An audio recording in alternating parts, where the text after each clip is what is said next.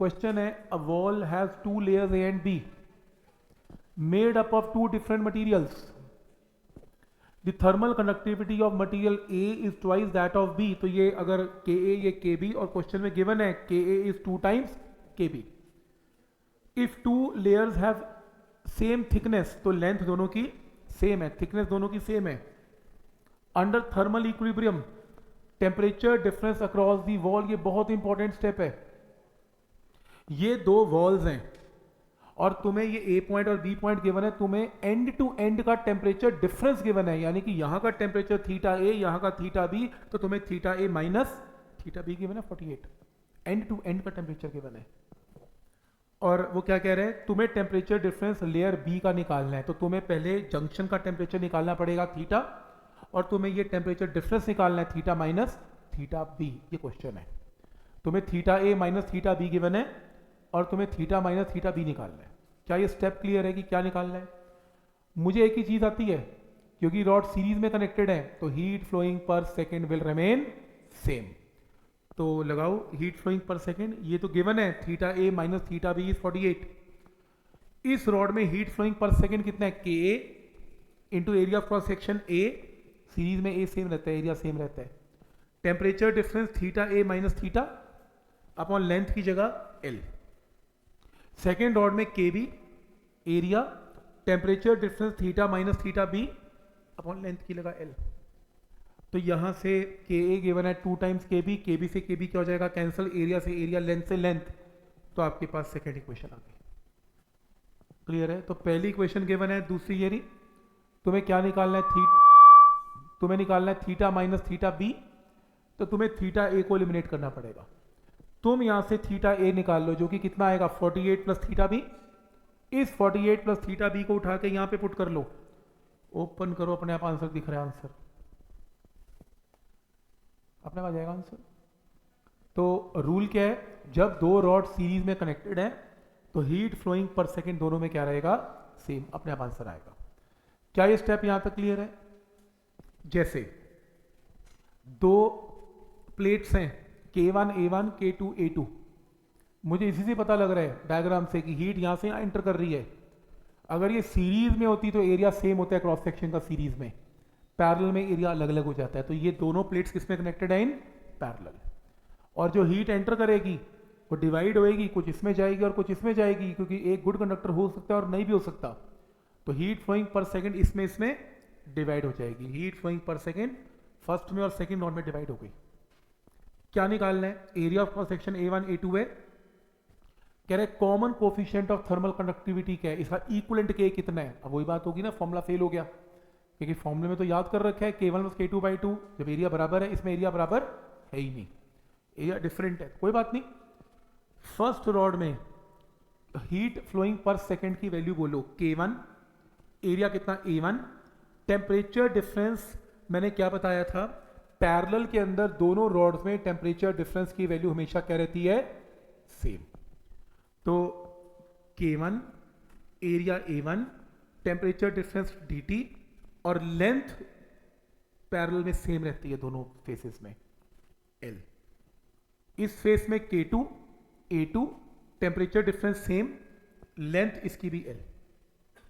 जब दो रॉड की जगह एक रॉड लगेगी तो एरिया मैंने बताया था आज equivalent thermal conductivity K, area क्या बनेगा A1 plus A2, temperature difference dt और इनके बीच में लेंथ कितनी है, L, लेंथ है L. तो यहां से सब कैंसिल करके ऑप्शन मार्क कर लेना आंसर. तो रूल वही है, heat flowing per second parallel में क्या हो जाएगा, डिवाइड हो जाएगा, और हीट फ्लोइंग पर सेकेंड को पुट कर देना. और पैरेलल में याद रखना, जब तुम इक्विवेलेंट K निकालोगे तो एरिया ऐड करना पड़ेगा A1 प्लस A2. ये स्टेप समझ में आ रहे हैं यहां तक? ठीक है यहां तक? जैसे 2 rods of same length L and material का मतलब K की वैल्यू भी दोनों की सेम है. Transfer a given amount of heat in 12 second when they are joined in end to end, यानी कि सीरीज में. तो अगर मैं दो रॉड को सीरीज में लगाता हूं और यहां टेम्परेचर डिफरेंस मेंटेन करता हूं तो हीट हायर से लोअर जाती है और 12 सेकंड में ट्रैवल कर जाती है. लेकिन अगर मैं वो कह रहा है पैरेलल में इन्हें लगाता हूं, उठा के पैरेलल में लगाओगे तो area of cross section net क्या हो जाएगा, A plus A, length will remain same.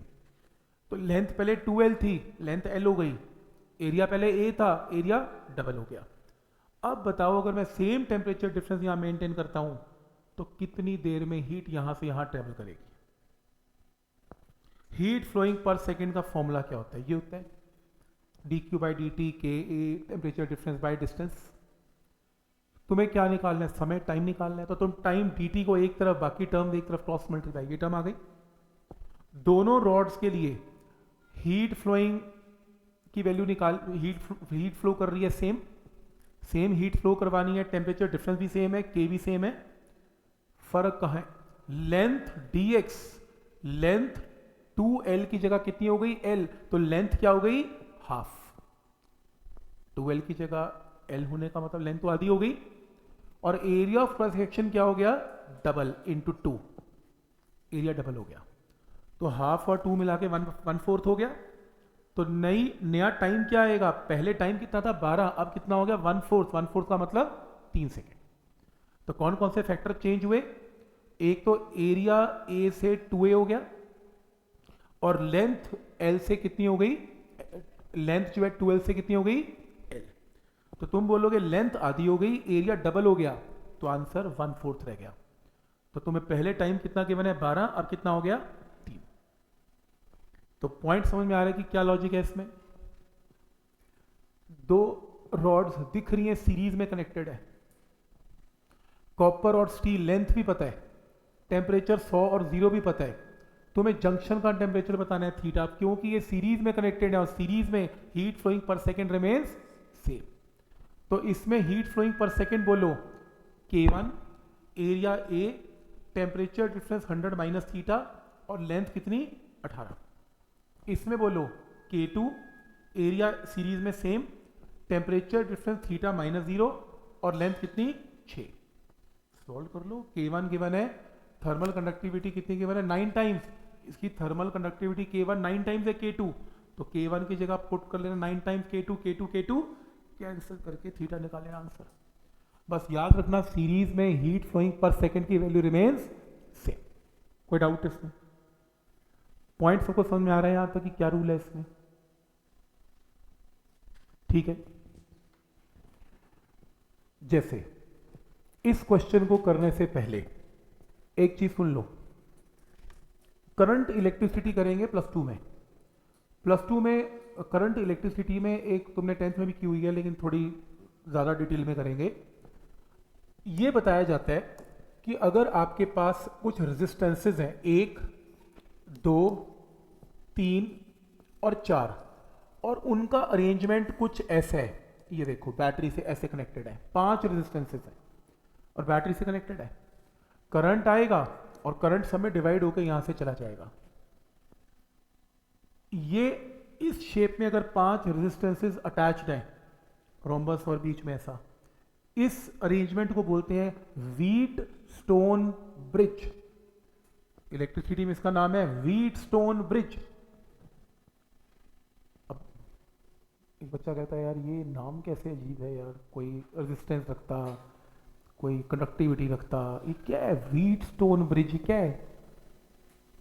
मैं भी कंफ्यूज हो गया था, मैं तो नामकरण कैसा किया है, इसका क्या लेना देना वीट से। मैंने गूगल पे सर्च कर लिया, तुम भी कर लेना। वर्ल्ड वॉर के अंदर आर्मी वाले किसी कंट्री में ये ब्रिज बनाते थे, कुछ इधर जाओ कुछ इधर जाओ और बाकी मेरे पीछे आओ और फिर यहाँ मिलेंगे। तो अगर आर्मी इस तरीके से ब्रिज बनाती है, इसको व्हीट स्टोन ब्रिज का नाम दिया था। और जिस बंदे ने इलेक्ट्रिसिटी पढ़ी उसको याद होगा, उसको भी पुराना ही बंदा लगता है वर्ल्ड वॉर के टाइम का, तो उसने इसका नाम भी क्या रखा, व्हीट स्टोन ब्रिज। इसका इलेक्ट्रिसिटी से नाम का कोई लेना देना नहीं है, ठीक। अब जो रखा गया वो तो रखा गया।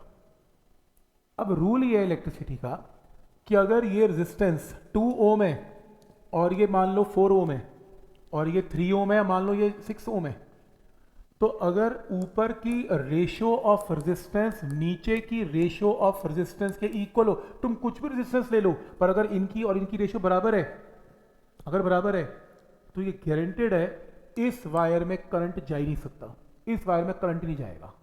हम इलेक्ट्रिसिटी में इसका प्रूफ भी करेंगे। और ऐसा कब होगा?